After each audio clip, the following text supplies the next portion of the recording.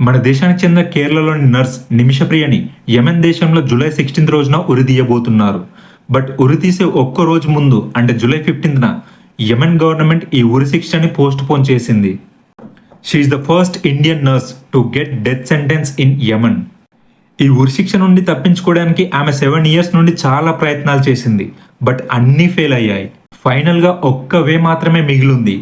ఒకవేళ ఆ ఒక్క వే ఓపెన్ అయితే నిమిషప్రియ ఈ శిక్ష నుండి తప్పించుకొని ఇండియాకి సేఫ్గా వచ్చే ఛాన్సెస్ ఉన్నాయి.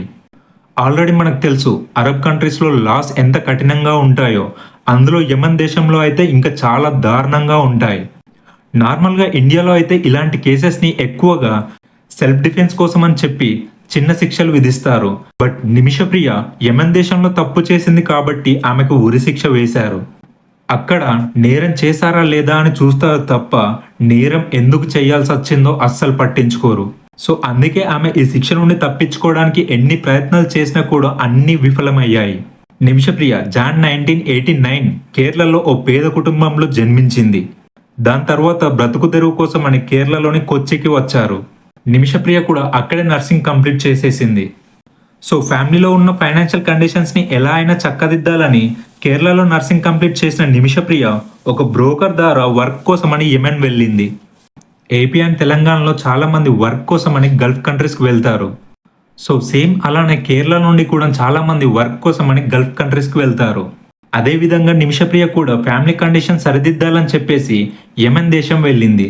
సో నర్సింగ్ కంప్లీట్ చేసిన నిమిషప్రియకి యెమెన్ గవర్నమెంట్ హాస్పిటల్లో పనిచేసే అవకాశం వచ్చింది. అలా కొన్ని సంవత్సరాలు అక్కడే వర్క్ చేసుకుంటూ ఉంది. తర్వాత 2011లో మళ్ళీ కేరళకు వచ్చి థామస్ అనే అబ్బాయిని పెళ్లి చేసుకుంది. దాని తర్వాత భర్తతో కలిసి మళ్ళీ యెమెన్కి వెళ్ళింది. ఆమె హస్బెండ్కి కూడా అక్కడ ఎలక్ట్రికల్ వర్క్ దొరికింది. సో అలా 2012లో వీళ్ళిద్దరికి ఒక అమ్మాయి పుట్టింది. దీని తర్వాత నిమిషప్రియ యెమెన్లో క్లినిక్ని స్టార్ట్ చేయాలని అనుకుంటుంది. బట్ హస్బెండ్ అండ్ వైఫ్ ఇద్దరు వర్క్ వెళ్ళేసరికి కూతుర్ని చూసుకోవడం ఇబ్బంది అవుతుంది.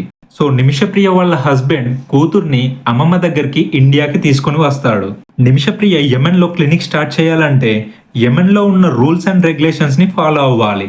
మరి ఆ రూల్స్ ఏంటంటే వేరే దేశం వాళ్ళు యెమెన్లో ఏదైనా బిజినెస్ స్టార్ట్ చేయాలంటే యెమెన్లో ఉండే సిటిజన్ ఎవరో ఒకరు ఆ బిజినెస్లో పార్ట్నర్గా ఉండాలి. సో అప్పుడే తలాల్ అబ్దో మెహదీ నిమిషప్రియకి పరిచయం అవుతాడు. ఈయన యెమెన్ సిటిజన్ కావడంతో వీళ్ళిద్దరు కలిసి ఒక చిన్న క్లినిక్ని స్టార్ట్ చేస్తారు. కొన్ని డేస్ క్లినిక్ బాగానే రన్ అవుతుంది. బట్ యెమెన్లో హౌతీస్కి ఇంకా వేరే వాళ్ళకి గొడవలు జరుగుతాయి. ఈ గొడవలు పెద్దవి కావడం వల్ల యెమెన్లో పరిస్థితులు బాగాలేవు. అండ్ ఈ క్లినిక్లో వచ్చే లాభం కూడా తలాలే తీసుకునేవాడు. ఇదేంటని నిమిషప్రియ అడిగితే శారీరకంగా మానసికంగా ఆమెను ఇబ్బంది పెట్టేవాడు. అండ్ ఆమె దగ్గర ఉన్న పాస్పోర్ట్ని కూడా లాగేసుకున్నాడు. దీంతో ఆమె ఇండియాకు వచ్చేందుకు ఛాన్స్ కూడా లేదు. యాక్చువల్గా 2014లోనే నిమిషప్రియతో పాటు తలాల్ కూడా ఇండియాకి వచ్చాడు.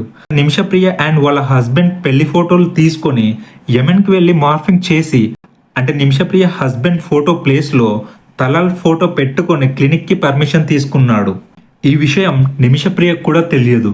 ఎప్పుడైతే ఈ విషయం బయటపడిందో అప్పటి నుండి తలాల్ ఇక నేనే నీ హస్బెండ్ అని, నువ్వు ఇండియాకు వెళ్ళే లేదని ఫుల్ టార్చర్ చేసేవాడు.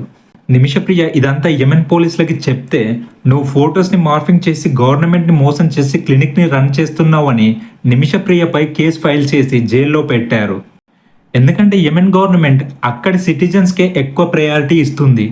దాని తర్వాత జైలు నుండి బయటకు వచ్చిన నిమిషప్రియ తలాల్ నుండి పాస్పోర్ట్ తీసుకొని ఎలా అయినా తప్పించుకోవాలని అనుకుంది. సో అందుకోసం యెమెన్లో ఇంకో అమ్మాయిని పాస్పోర్ట్ని తనకి తెచ్చివ్వమని కోరింది. దానికి ఆమె కూడా ఒప్పుకుంది. దానికోసం 2017లో నిమిషప్రియ కెటమైన్ అనే మత్తు కలిగించే ఇంజెక్షన్ని తలాల్కి ఇచ్చేసింది. బట్ అప్పటికే తలాల్ ఫుల్గా తాగేసి ఉన్నాడు. దీంతో డోస్ ఎక్కువ కావడం వల్ల తలాల్కి హార్ట్ అటాక్ వచ్చి చనిపోయాడు. బట్ అనుకోకుండా తలాల్ చనిపోవడంతో ఇద్దరు కలిసి డెడ్ బాడీని ముక్కలుగా చేసి వాటర్ ట్యాంక్లో పడేశారు. 2 డేస్ తర్వాత వాటర్ ట్యాంక్లో పోలీసులకి డెడ్ బాడీ దొరికింది. దీంతో యెమెన్ గవర్నమెంట్ నిమిషప్రియకి ఉరిశిక్ష అండ్ హెల్ప్ చేసిన అమ్మాయికి లైఫ్ సెంటెన్స్ విధించింది. సో ఇలా 2018లో వీళ్ళిద్దరికీ శిక్ష పడింది. ఆల్మోస్ట్ 7 ఇయర్స్ నుండి తను ఉరిశిక్ష నుండి విముక్తి కల్పించమని అందరినీ వేడుకుంది. అండ్ అక్కడ గవర్నమెంట్ని కూడా క్షమాభిక్ష కోరింది. బట్ అక్కడ గవర్నమెంట్ దీన్ని రిజెక్ట్ చేసింది.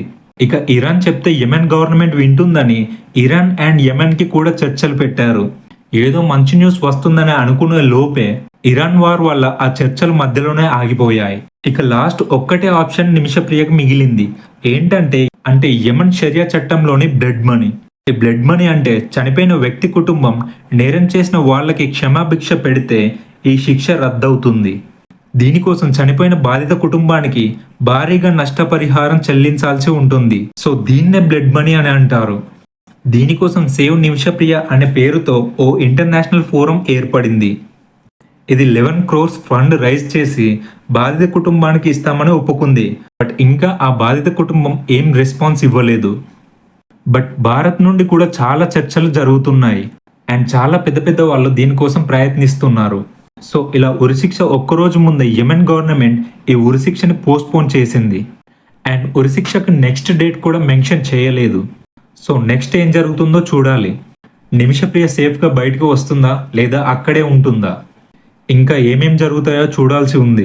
అందుకే ఎవరిని గుడ్డిగా నమ్మి మోసపోకండి. Thanks for watching.